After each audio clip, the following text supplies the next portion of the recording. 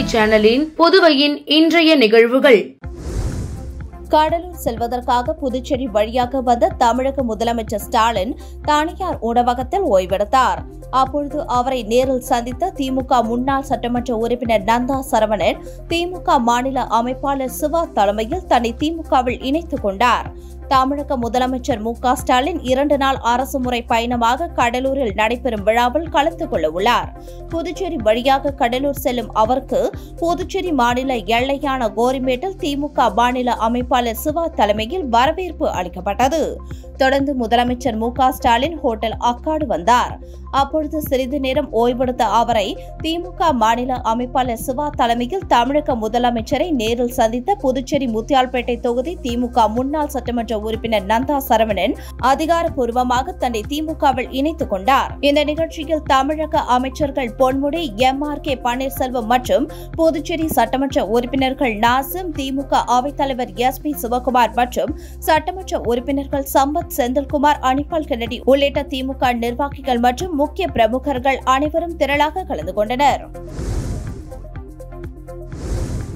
நோய் தொற்று, கொசு, விஷப்பூச்சி, பாம்பு ஆகியவற்றில் இருந்து பொதுமக்களை காப்பாற்ற ஆங்கிலோ பிரெஞ்சு ஜவுளி ஏஎஃப்டி நிறுவனத்தை சுத்தம் செய்து கொடுக்கும்படி அனிபால் கென்னடி அதிகாரிகளிடம் நேரில் ஆய்வு செய்து கோரிக்கை வைத்தார். புதுச்சேரி உப்பளம் தொகுதிக்கு உட்பட்ட வடரப்பேட்டையில் உள்ள முருகசாமி நகர் ஒட்டியுள்ள ஆங்கிலோ பிரெஞ்சு ஏஎஃப்டி சார்ந்த பகுதியில் மக்கள் வசிக்கும் இடத்தில் விஷப்பூச்சிகள், பாம்புகள், கொசு ஆகியவை ஏஎஃப்டி சரியான முறையில் பராமரிப்பு இல்லாததால் வீட்டுக்குள் நுழைகின்றன. இதனால் புதுவை மாநில உப்பளம் தொகுதி சட்டமன்ற உறுப்பினர் திரு வி. அனிபால் கென்னடி அவர்களிடம் பொதுமக்கள் அலைபேசி மூலம் கோரிக்கை விடுத்தனர். உடனே சம்பவ இடத்திற்கு விரைந்து சென்று சட்டமன்ற உறுப்பினர் பார்வையிட்டார். நேரில் சென்று ஆய்வுகள் செய்து உடனே ஆங்கிலோ பிரெஞ்சு ஜவுளி ஏஎஃப்டி நிறுவன மேனேஜர் பிரதீஸ்வரன் அவர்களை நேரில் சந்தித்து தொகுதி மக்கள் பிரச்சினைகள் மற்றும் அதன் ஆபத்து குறித்தும் சட்டமன்ற உறுப்பினர் பேசினார். மேலும் மிக விரைவாக மக்கள் வசிக்கும் பகுதிகள் சார்ந்த இடங்களில் தோட்டங்களை மிக சரியான முறையில் பராமரிக்கும்படி அதிகாரியை வலியுறுத்தினார். பின்னர் மேனேஜருடன் பரமசிவம் செக்யூரிட்டி அதிகாரியை அழைத்து சென்று மதில் ஒட்டியுள்ள செடி, கொடி, மரக்கிளைகளை அப்புறப்படுத்தும்படி சட்டமன்ற உறுப்பினர் கேட்டுக் கொண்டார். ஜேசிபி மற்றும் ஆட்கள் வைத்து சுத்தம் செய்து கொடுக்கிறோம் என்று அதிகாரிகள் சட்டமன்ற உறுப்பினரிடம் உறுதியளித்தனர். உடன் தொகுதி செயலாளர் சக்திவேல், கிளை செயலாளர்கள் காந்தி, காளப்பன், ராகேஷ் ஆகியோர் உடனிருந்தனர். புதுச்சேரி அரவிந்தர் ஆசிரமத்தில் நடைபெற்ற அன்னையின் 147வது பிறந்தநாள் விழாவையொட்டி நாடு முழுவதிலிருந்தும் வந்த ஆயிரக்கணக்கான பக்தர்கள் கூட்டு தியானம் மற்றும் தரிசனத்தில் ஈடுபட்டனர். புதுச்சேரியை அடுத்த ஆரோவில் சர்வதேச நகரை அமைத்த அன்னை பிரான்ஸ் தலைநகர் பாரிஸில் 1878 பிப்ரவரி மாதம் 21ஆம் தேதி பிறந்தார். அன்னையின் இயற்பெயர் மிர்ரா அல்போன்சா ஆகும். சிறிய வயதிலேயே கல்வியில் சிறந்து விளங்கிய அன்னை அரவிந்தரின் ஆன்மீக கொள்கைகளால் ஈர்க்கப்பட்டு 1914 புதுச்சேரி வந்தார். அரவிந்தருடன் இணைந்து ஆன்மீக பணிகளில் சேவையாற்றிய அவர் அரவிந்தர் மறைவுக்கு பிறகு அன்னையின் பெரும் முயற்சியால் தான் புதுச்சேரியில் அரவிந்தர் ஆசிரமமும் ஆரோவில் சர்வதேச நகரமும் தோற்றுவிக்கப்பட்டன. அன்னையின் 146வது பிறந்த நாளையொட்டி இன்று காலை முதல் அரவிந்தர் ஆசிரமத்தில் அன்னை வசித்த அறை பக்தர்களின் தரிசனத்திற்கு திறக்கப்பட்டது. மேலும் வண்ண மலர்களால் அலங்கரிக்கப்பட்டிருந்த அன்னை சமாதியை பல்வேறு மாநிலம் மற்றும் வெளிநாடுகளில் இருந்தும் வந்திருந்த ஆயிரக்கணக்கான பக்தர்கள் நீண்ட வரிசையில் காத்திருந்து வழிபட்டனர். பின்னர் கூட்டு தியானமும் மேற்கொண்டனர். புதுச்சேரி வழுதாவூர் சாலையில் உள்ள சூப்பர் மார்க்கெட்டில் புகுந்து கத்தியை காட்டி மாமூல் கேட்டு மிரட்டிய ரவுடிகள் கைது.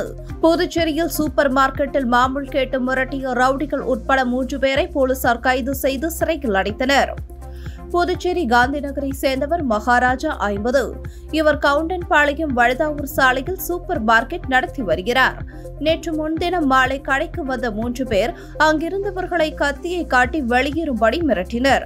பின் அங்கிருந்த கடையின் உரிமையாளர் மகாராஜாவிடம் சென்று, நாங்கள் இப்பகுதியின் ரவுடிகள், இங்கு கடை நடத்த வேண்டும் என்றால் எங்களுக்கு மாதந்தோறும் ரூபாய் 5000 மாமூல் தர வேண்டும், இல்லையெனில் கொலை செய்து விடுவோம் என கத்தியை காட்டி மிரட்டினர். மகாராஜா கொடுத்த புகாரின் பேரில் constable Gorimedu sub inspector Ramesh மற்றும் போலீசார் வழக்கு பதிந்து விசாரணை நடத்தினர். அதில் கடையில் மாமூல் கேட்டு மிரட்டியது ரவுடிகளான குண்டுபாளையம் மணிகண்டன் 24, திலாசுப்பேட்டை பிரசாந்த் 23 மற்றும் கார்த்திக் ராஜா 25 என்பது தெரியவந்தது. இதையடுத்து 3 பேரையும் கைது செய்த போலீசார் அவர்களை நீதிமன்றத்தில் ஆஜர்படுத்தி சிறையில் அடைத்தனர். புதுச்சேரியில் தனியார் பேருந்தில் மாணவிகளிடம் அத்துமீறிய இளைஞர்களுக்கு பொதுமக்கள் தர்ம அடி கொடுத்து போலீசாரிடம் ஒப்படைத்தனர். புதுச்சேரியில் இருந்து கடலூர் சென்ற தனியார் பேருந்தில் நேற்று 2 இளைஞர்கள் மது அருந்துவிட்டு பயணித்தனர். அப்பொழுது பேருந்தில் இருந்த பள்ளி மாணவிகளிடம் 2 இளைஞர்கள் ஆபாசமாக பேசியதுடன் அத்துமீறியதாக கூறப்படுகிறது.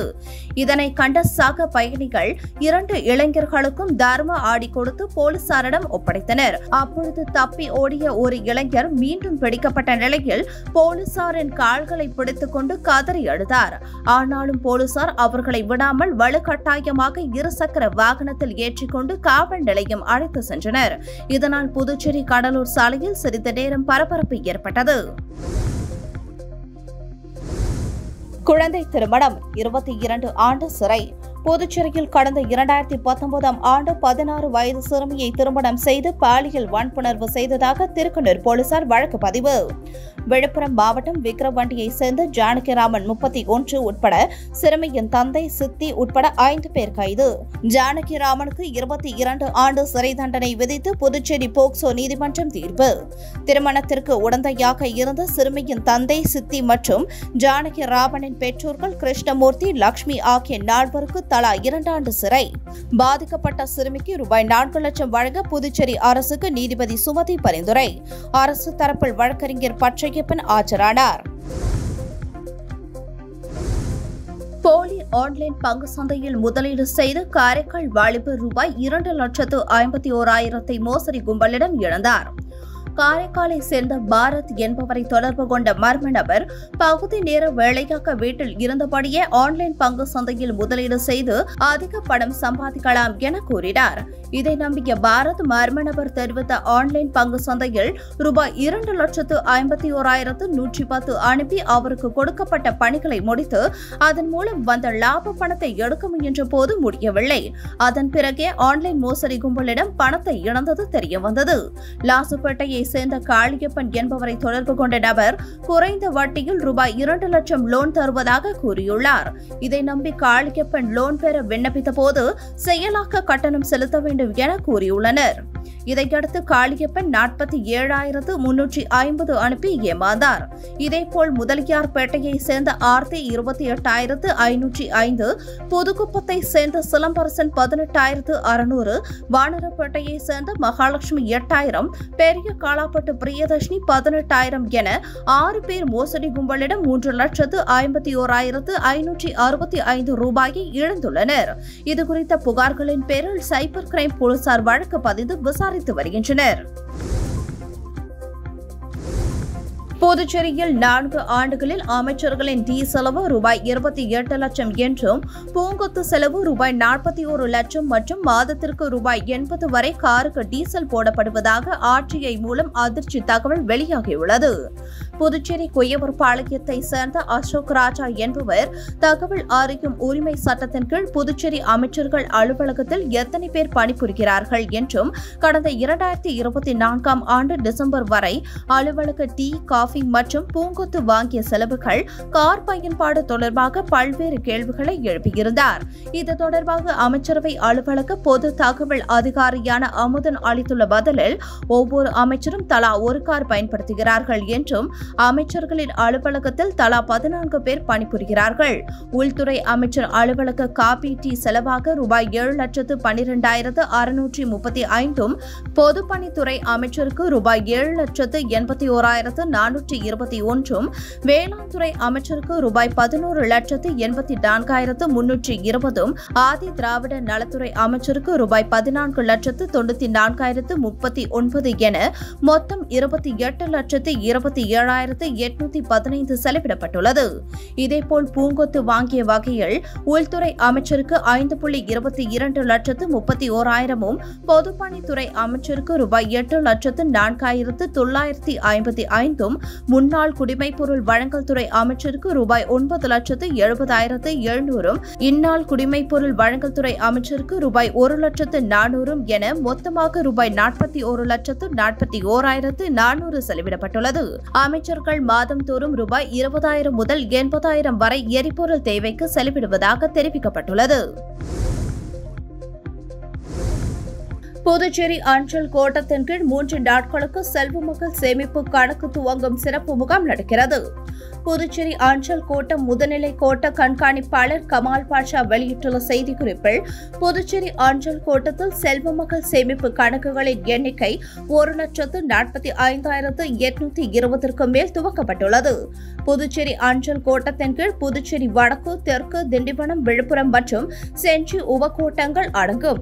இத்திட்டத்தின் கீழ் 10 வயதிற்குட்பட்ட பெண் குழந்தைகளுக்காக பெற்றோர் அல்லது சட்டப்பூர்வ பாதுகாவலர் மூலம் ஒரு நிதியாண்டிற்கு குறைந்தபட்சம் ரூபாய் 250 முதல் அதிகபட்சம் ரூபாய் 1.5 லட்சம் வரை செலுத்தி கணக்கை துவங்கலாம். இத்திட்டம் அதிக வட்டி விகிதமாக 8.2% வழங்குகிறது. பெண் குழந்தையின் 18 வயதில் அல்லது 10ஆம் வகுப்பு தேர்ச்சி பெற்ற பிறகு உயர்கல்வி நோக்கங்களுக்காக கணக்கிலிருந்து 50% பணத்தை எடுக்கலாம். மேலும் புதுச்சேரி அஞ்சல் கோட்டத்தின் கீழ் உள்ள பகுதியில் பெண் குழந்தைகள் பயனடையும் வகையில் இன்று 21ஆம் தேதி, வரும் 28ஆம் தேதி மற்றும் மார்ச் 10 ஆகிய 3 நாட்களுக்கு செல்வ மகள் சேமிப்பு கணக்குகளை துவங்குவதற்கான சிறப்பு முகாம் நடக்கிறது. இதையொட்டி முக்கிய தபால் அலுவலகங்களான புதுச்சேரி, திண்டிவனம், விழுப்புரம் மற்றும் செஞ்சியில் சிறப்பு கவுண்டர்கள் ஏற்பாடு செய்யப்பட்டுள்ளன. கிளை தபால் அலுவலகங்கள் உட்பட அருகில் உள்ள அனைத்து தபால் அலுவலகங்களிலும் செல்வ மகள் சேமிப்பு கணக்கை துவங்கலாம். இவ்வாறு அதில் கூறப்பட்டுள்ளது. ஓய்வூதியர் மருத்துவ உதவித்தொகை நிறுத்தத்தை கண்டித்து அரசு ஊழியர் சம்மேளன இணைப்பு சங்கங்களின் கூட்டு இயக்கம் சார்பில் கண்டன ஆர்ப்பாட்டம் நடந்தது. புதுச்சேரியில் அரசு ஓய்வூதியதாரர்களுக்கு இதுவரையில் வழங்கப்பட்ட ரூபாய் 1000 மருத்துவ உதவித்தொகை இம்மாதம் முதல் வழங்கப்படாது. மத்திய அரசின் உத்தரவுப்படி கட்டாய பிடித்தம் செய்வதாக கணக்கு மற்றும் கருவூலக இயக்குநர் மூலம் அறிவிக்கப்பட்டுள்ளது. இதற்கு ஓய்வூதியர்கள் எதிர்ப்பு தெரிவித்து வருகின்றனர். இந்த நிலையில் மருத்துவ உதவித்தொகை கட்டாய பிடித்தம் உத்தரவை திரும்ப பெற வலியுறுத்தி புதுச்சேரி அரசு ஊழியர் சம்மேளன இணைப்பு சங்கங்களின் கூட்டு இயக்கம் சார்பில் கண்டன ஆர்ப்பாட்டம் நடந்தது. கணக்கு மற்றும் கருவூலக இயக்கக அலுவலகம் எதிரே நடந்த ஆர்ப்பாட்டத்தில் ஒருங்கிணைப்பாளர் கலைசெல்வன், ஆனந்தராசன், புகழேந்தி உட்பட பலர் பங்கேற்றனர். ஆர்ப்பாட்டத்தில் ஓய்வூதியர்களுக்கான மருத்துவ உதவித்தொகை கட்டாய பிடித்தம் உத்தரவை திரும்ப பெற வேண்டும், விருப்பம் இல்லாதவர்களுக்கு மருத்துவ உதவித்தொகையை தொடர்ந்து வழங்கிட வேண்டும் உள்ளிட்ட கோரிக்கைகள் வலியுறுத்தப்பட்டன. மத்திய பாஜக அரசின் மக்களுக்கு துரோகம் இழைக்கும் பட்ஜெட்டை கண்டித்தும் இடதுசாரி கட்சிகள் சார்பில் பிரச்சார இயக்கம் நடைபெற்றது. மக்கள் விரோத மத்திய அரசின் பட்ஜெட்டை கண்டித்து ஏழை எளிய உழைப்பாளி மக்களை பாதுகாப்பதற்கான மாற்று ஆலோசனைகளை முன்வைத்தும் இந்திய இடதுசாரி கட்சிகள் பிரச்சார இயக்கத்தினை நாடு முழுவதும் நடத்தி வருகிறது. இதன் ஒரு பகுதியாக மத்திய பாஜக அரசின் மக்களுக்கு துரோகம் இழைக்கும் பட்ஜெட்டை கண்டித்தும் இடதுசாரி கட்சிகள் சார்பில் பிரச்சார இயக்கம் நடைபெற்றது. சுதேசமில் அருகில் சிபிஐ, சிபிஎம், சிபிஐஎம்எல் ஆகிய கட்சிகள் மக்கள் விரோத பட்ஜெட்டை கண்டிப்பதுடன் மாற்று முன்மொழிவுகளை முன்வைத்து பிரச்சார இயக்கத்தை தொடங்கினார்கள். போராட்டத்தில் மத்திய அரசு கண்டித்து கோஷங்களை எழுப்புவதுடன் கண்டன உரைகளையும் ஆற்றினார்கள். இதில் இடதுசாரிகளை சேர்ந்த நிர்வாகிகள் திரளாக கலந்து கொண்டனர். இத்துடன் சக்தி சேனலின் புதுவையின் இன்றைய நிகழ்வுகள் முடிவடைகின்றன. வணக்கம். உங்கள் சக்தி சேனலின் புதுவையின் அன்றாட நிகழ்வுகளை உடனுக்குடன் தெரிந்து கொள்ள சக்தி சேனல் புதுச்சேரி யூடியூப் சேனலை சப்ஸ்கிரைப் செய்து கொள்ளுங்கள். மறக்காமல் பெல் பட்டனையும் கிளிக் பண்ணுங்க, ஷேர் பண்ணுங்க, லைக் பண்ணுங்க. உங்கள் சக்தி சேனல்.